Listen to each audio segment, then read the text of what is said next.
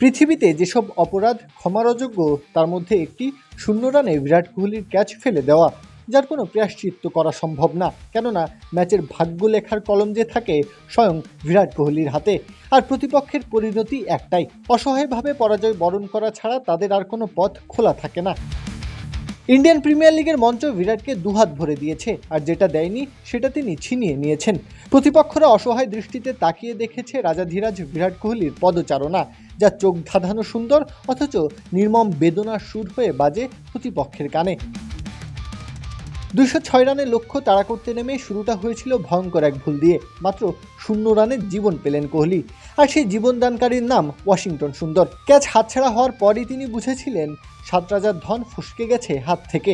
এভাবেই সবাই আপন হয়ে উঠুক। ইসপির আপন করার সাথে, ইসপি আপন করার সাথ। ক্রিকেট দুনিয়ার অলিখিত নিয়ম বলে কোহলিকে জীবন দিলে সে শুধু ইনিংসই খেলে না, ম্যাচের ভাগ্যও লিখে দেয় নিজের হাতে।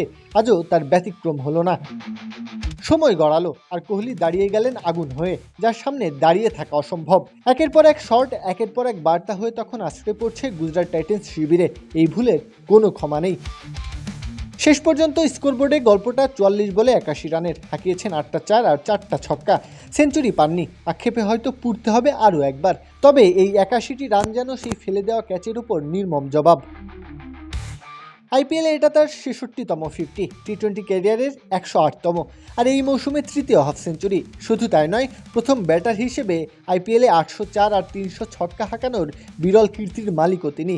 যেন আবারও প্রমাণ হলো, এই কোহলি নিজে না চাইলে তাকে থামানো অসম্ভব। প্রত্যহ কাব্য, খেলা 71।